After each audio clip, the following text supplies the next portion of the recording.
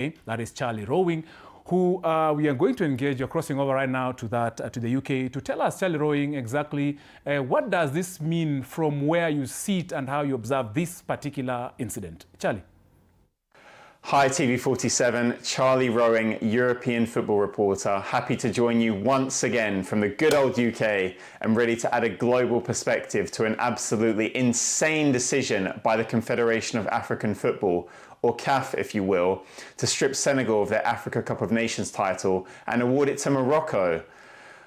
Niabu indeed. I mean, where do we start with this one? Firstly, the final was played 2 months ago. Better late than never, I guess, by CAF standards, although I would call it the longest VAR check in history. So let's go back to the actual match. Now, the way Senegal conducted themselves when they protested the decision to award Morocco a very late penalty was frankly an embarrassment to football, and I'm not by any means condoning their behaviour to walk off the pitch like children just because they didn't agree with the referee's decision. However, the referee of the final, a man by the name of Jean-Jacques Ndala, well, he had the power there and then to punish this behaviour and say that he's not going to accept it. Senegal have now forfeited the match and Morocco have won the final 3-0. But he chose not to. Instead, he decided to let Senegal overrule him and for the situation to get out of control. And need I remind you that it's the referee's job to control the game and be the arbiter of the match. Anyway, Brahim Diaz missed that awful penalty and the game finished 0-0. And then we know what happened next. Senegal scored that great goal by Pape Gueye in extra time and won the final 1-0. Great. And look, Senegal were deserved and very worthy champions. Yes, the scenes of them walking off the pitch was very ugly, as was the subsequent clashes with fans, but it was a fantastic tournament with the standard of African football the highest it's ever been, and I'd probably go as far to say that as a result of that, it's the best ever African Cup of Nations we've had.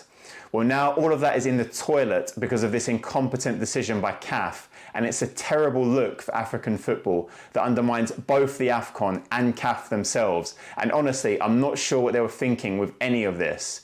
I mean, it's 2 months later, as I already mentioned. We had the Senegal players celebrating with the trophy, with their teammates, their friends, and their family.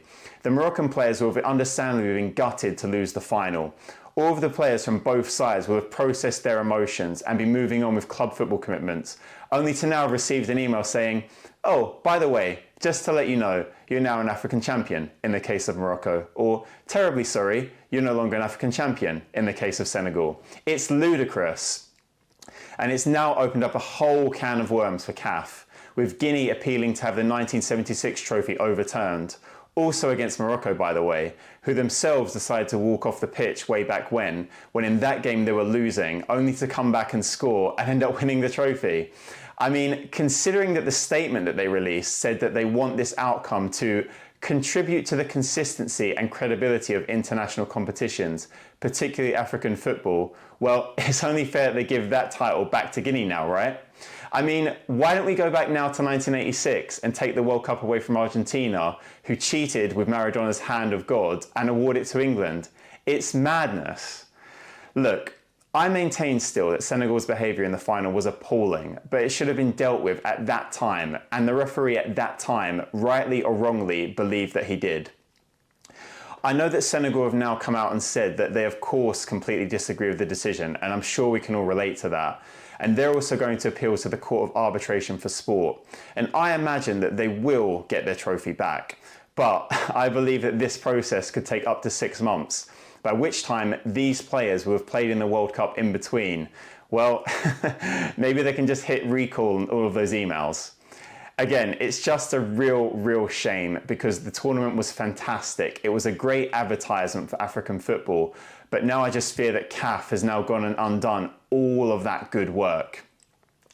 Anyway, maybe it's time to move on to something less controversial, like the Premier League, which you can catch, of course, live on TV47. Asante sana.